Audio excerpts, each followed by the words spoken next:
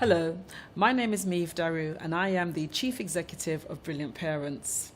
Brilliant Parents supports parents who reside in the borough of Hillingdon, amongst other places, and we support parents with their children's emotional and behavioural needs.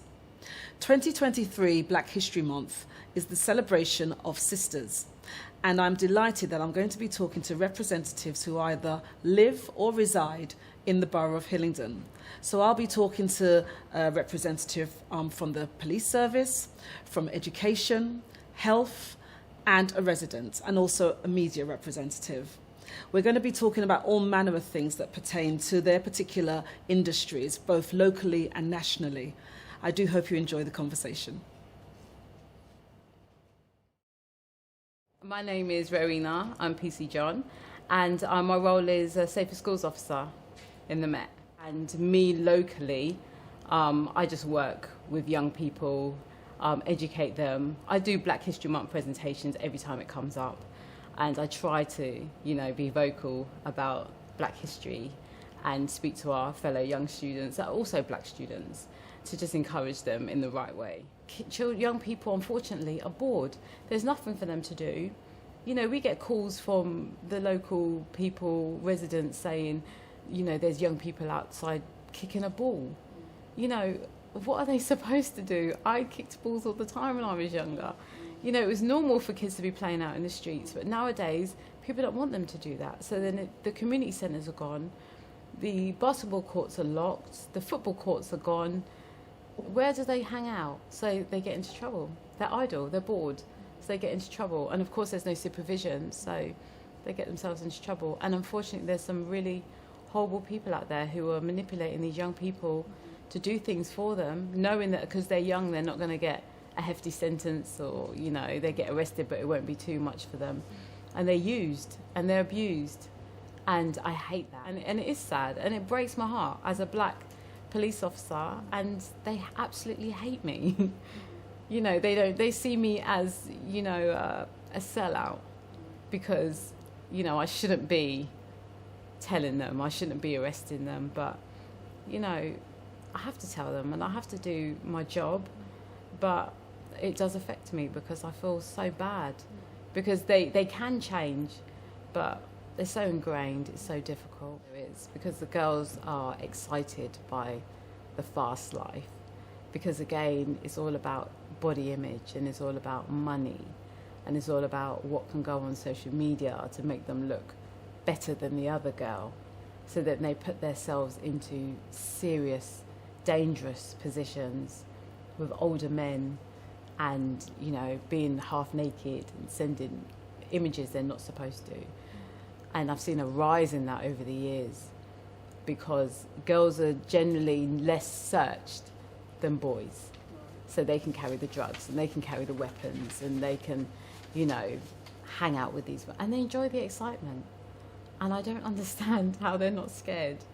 But there is a rise. And again, it's so sad, but I find that the girls are becoming worse than the boys. Yes, the girls are not being murdered so much as the boys are, but they're involved. It's the honey traps, about the honey traps. Mm-hmm. They set the honey traps up. And that really, I just can't believe that a girl would set a boy up knowing that he's ultimately going to be murdered. To me, that's really bad.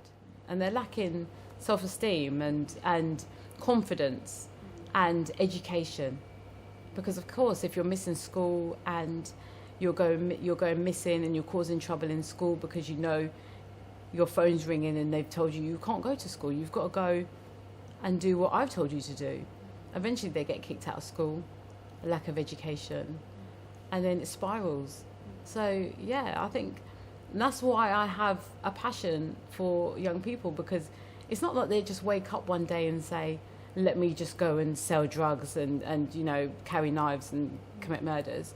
They don't. They get manipulated thinking that there's a dream, but it's not a dream, because ultimately when they do their first drop, they get set up and get robbed.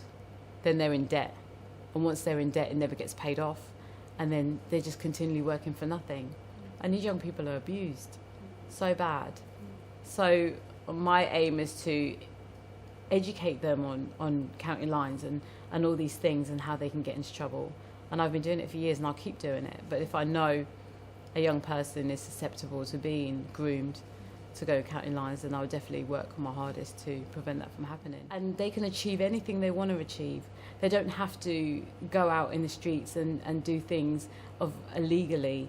They can do things the right way. You know, whatever you have a passion for, go for it. The world's your limit. And the girls, I think the girls need to get more self-confidence, love themselves more than they think that they're going to get from anybody else. You know, achieve your goals. Don't let anybody tell you that you can't do anything. You can do anything you want to do. You just have to go for it. We don't have a lot of, you know, minority officers in the Met, but the ones that they do, I know that we have like the BPNS, which is the black community within the Met, and they do a lot of things. So they do like picnics and, you know, talks and, you know, things they never used to do before. We have a lot of events and stuff like that. Black History Month is successful with our students because, number one, they get to see a black police officer and they ask me questions. I'm very, very transparent, and they ask me questions, and you can imagine the questions they ask me. But they ask me questions and I tell them the truth. I don't just tell them what they want to hear or the standard answer. And they have been successful, yeah. The thing is with young people, they trust you as an individual. They don't trust the whole entire, you know, the Met. So they would know me and see me and know that I'm okay, but they would say, you're okay. They wouldn't say, the Met are okay. And that's just young people. They can speak to me. I'm very open and honest, and, you know, being a black officer, I understand the black culture. And if you don't understand the black culture, you'll find it very, very difficult to understand sometimes what these kids are going through.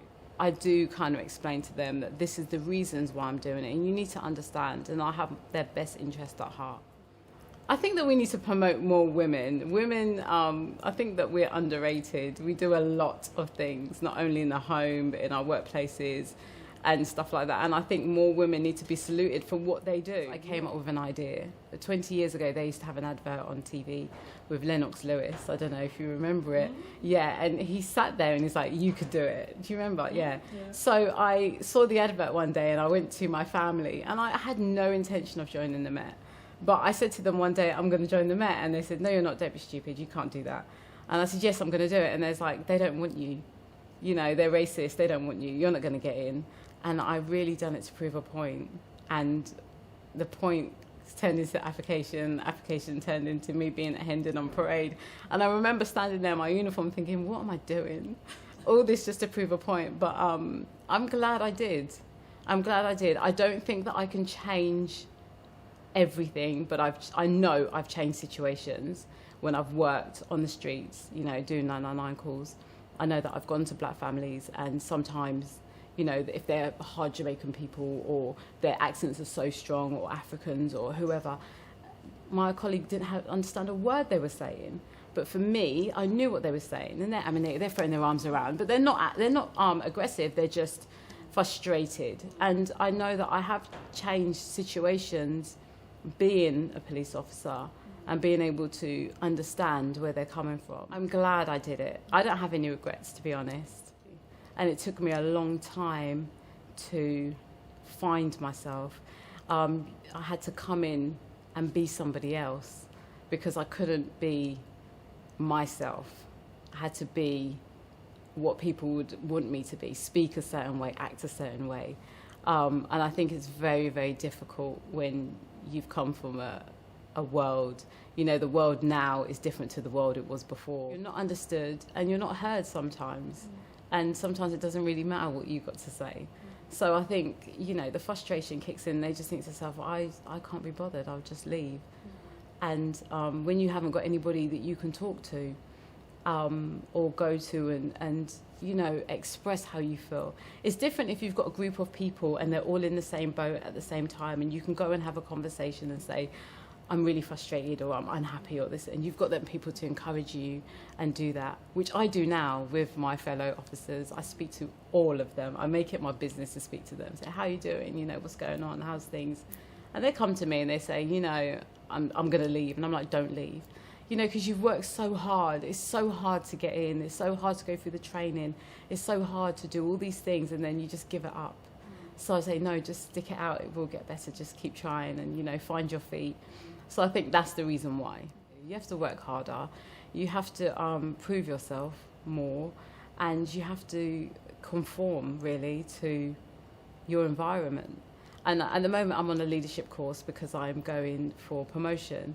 And it was introduced to all ethnic officers. And we went into a room, we had a meeting at the police station, and it was all black officers in there. And it was the best time I've had since I've been in the Met, because we all was ourselves. And it was nice, because you kind of feel like a family. I refuse to let anybody push me out. I refuse. Because I just think that, you know, they keep wanting change, and I think, you know, I've done it, I've stayed here. And a lot of people ask that same question, how have you stayed for so long? But I'm stubborn, hence why I'm in this job anyway. And I'm not going to give up. I grew up in a single parent family. A lot of people think that I went to university and done all these things. I didn't do any of those. I had a child at 18, so I was a young mum, and I still achieved it. So you can do anything you want to do. You just have to go for it, and don't let your environment or what society says you shouldn't do. You should just go for whatever you want to do. Thank you so much.